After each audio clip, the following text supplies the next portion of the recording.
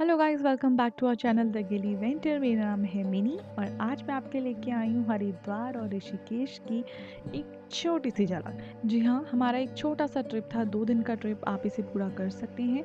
इस वीडियो में मैं आपको बताऊंगी कि आप हरिद्वार और ऋषिकेश कैसे पहुँच सकते हैं, क्या बजट हो सकता है और कहाँ हमने स्टे किया। तो इस वीडियो में दिखाऊंगी मैं हरिद्वार की एक छोटी सी झलक और ऋषिकेश में होने वाली शाम की आरती, जो आपको बहुत पसंद आने वाली है।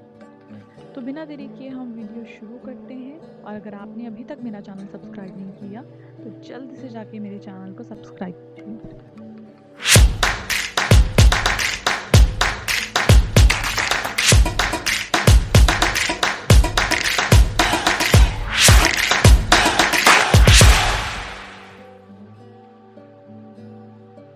हरिद्वार में रेलवे स्टेशन है और देश के कई बड़ी सिटी से यहाँ की डायरेक्ट ट्रेन आती है।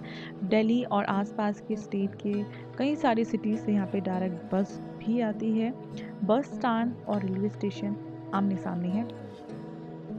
अगर आप दूर किसी सिटी से आ रहे हैं और आप बस और ट्रेन में ट्रैवल नहीं करना चाहते, तो देहरादून का एयरपोर्ट सबसे नियरेस्ट एयरपोर्ट है, जो कि 40 किलोमीटर की दूरी पर पड़ता है। और अगर आप बाय कार ट्रैवल कर रहे हैं तो वहाँ पार्किंग की भी सुविधा है। अपनी कार पार्क कर सकते हैं, जो कि हर की पौड़ी से 1-1.5 किलोमीटर की दूरी पर है। और वहाँ पे पार्किंग के जो चार्जेस हैं वो 80 रुपीज़ है। हर की पौड़ी रेलवे स्टेशन से सिर्फ 3 किलोमीटर के डिस्टेंस पर है और रिक्शा ही यहाँ पर एंटर हो सकता है।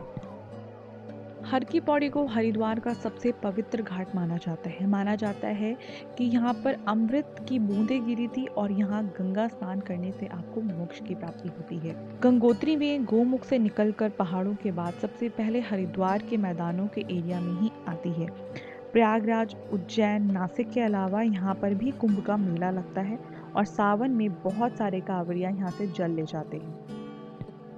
हर की पौड़ी, जहाँ पर अमृत की बूंदें गिरी थी, उस जगह को ब्रह्मकुंड के नाम से भी जाना जाता है।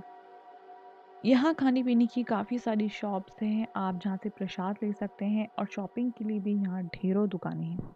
और अगर आप हरिद्वार में स्टे करना चाहते हैं तो यहाँ पे आपको इजीली रूम्स मिल जाएंगे, आपको होटल्स मिल जाएंगे, जिनकी कॉस्ट 500 से लेके 5000 तक जाती है, और जो कि आपके बजट पे डिपेंड करता है कि आप कौन सा रूम लेते हैं। बट मैं आपको सजेस्ट करूँगी कि आप हरिद्वार में ना रह के आप ऋषिकेश में स्टे करें। ऋषिकेश से हरिद्वार सिर्फ 30 किलोमीटर की दूरी पर है। आप एक दिन में हरिद्वार घूम सकते हैं। तो मैं सजेस्ट करती हूँ कि आप ऋषिकेश में ही स्टे करें, वहाँ पे शाम की आरती देखें। अगर आपको हरिद्वार की आरती देखनी है तो आप हरिद्वार की आरती को अटेंड करके आप शाम को ऋषिकेश पहुँच सकते हैं। ऋषिकेश में राफ्टिंग और कैंपिंग काफ़ी फेमस है। क्योंकि मैं अपनी फैमिली के साथ गई थी तो मैं वहाँ राफ्टिंग नहीं कर पाई। बहुत जल्दी मैं आपके लिए राफ्टिंग का भी वीलॉग लेके आने वाली हूँ। हरिद्वार से ऋषिकेश सिर्फ 30 किलोमीटर की दूरी पर है और आप बाय बस वहाँ पहुँच सकते हैं।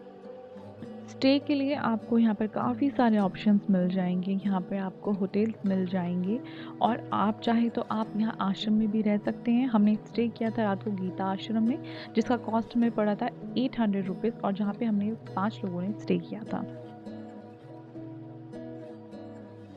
ऋषिकेश हिमालय का पवित्र द्वार भी कहलाता है। ऋषिकेश अपने योगा सेंटर, आश्रम और मंदिर के लिए भी फेमस है। त्रिवेणी घाट में हिंदू धर्म की 3 नदियां गंगा, यमुना और सरस्वती का संगम होता है। यहाँ शाम को होने वाली माँ गंगा की आरती का नज़ारा बहुत ही सुंदर होता है। आपने हरिद्वार में होने वाली माँ गंगे की आरती को कई बार देखा होगा, लेकिन ऋषिकेश के घाट में होने वाली आरती में एक अलग आनंद है। यहाँ पर हर कोई अपने आप को भूलकर माँ गंगे की आरती में लीन हो जाता है।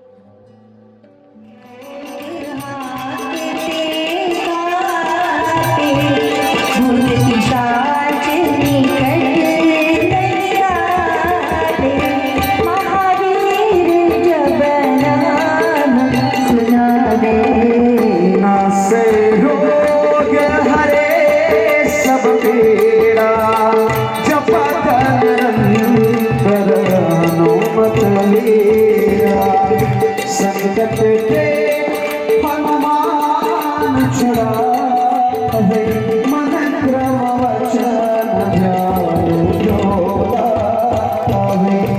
सब कर जान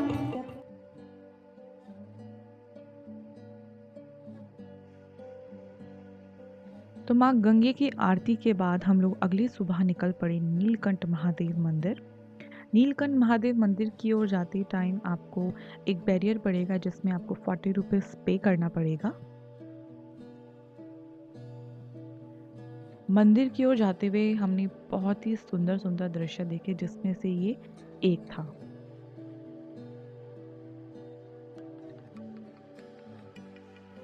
तो पार्किंग के जस्ट अपोजिट आपको ये शॉप दिखेगी। यहाँ पर आप लोग यहाँ से भी खरीद सकते हैं प्रसाद की थाली, बट मैं आपको सजेस्ट करूँगी आप थोड़ा और आगे चलकर अगर प्रसाद की थाली के प्राइस पूछेंगे तो उनके प्राइस इनके प्राइस से काफ़ी कम होंगे, क्योंकि जो थाली हमने यहाँ से 250 रुपये में ली थी, सेम थाली आपको आगे चलकर 150 या 100 रुपये में मिल सकती है।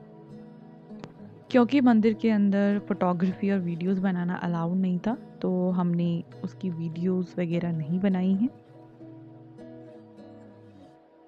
मंदिर से लौटते समय 1 किलोमीटर की दूरी पर हमने एक नई प्रॉपर्टी विज़िट करी जिसका नाम था द यक्ष नीलकंठ। काफ़ी सुंदर व्यू के साथ यहाँ पे रेस्टोरेंट का खाना भी वाक़ई में काफ़ी लाजवाब था। हमने 7 आइटम ऑर्डर किए थे और ट्रस्ट मी गाइस वो सातों एकदम परफेक्ट और काफ़ी टेस्टी थे। स्वादिष्ट खाने के साथ-साथ ये स्टे भी प्रोवाइड करते हैं और इनके रूम्स काफ़ी कंफर्टेबल एंड लग्ज़ूरियस हैं। यहाँ के स्टाफ मेंबर एंड मैनेजर काफ़ी फ्रेंडली एंड हेल्पफुल हैं।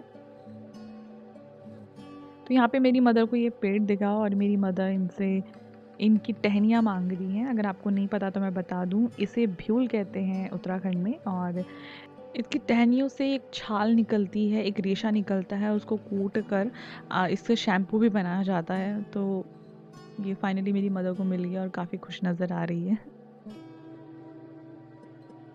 गाइस अगर आप लोग नीलकंठ मंदिर की ओर जा रहे हैं तो वापस आते टाइम इस प्रॉपर्टी को ज़रूर विज़िट करें। तो आज के लिए बस इतना ही। अगर आपको मेरी वीडियो पसंद आई हो तो प्लीज़ इसे लाइक कीजिए, कमेंट सेक्शन में बताएं कि आपको ये कैसी लगी वीडियो, अपने दोस्तों के साथ शेयर कीजिए और अगर आपने मेरा चैनल अभी तक सब्सक्राइब नहीं किया तो जल्दी से जाके सब्सक्राइब का बटन दबा दीजिए। तो मिलते हैं नेक्स्ट वीडियो में, तब तक के लिए अपना ख्याल रखिए।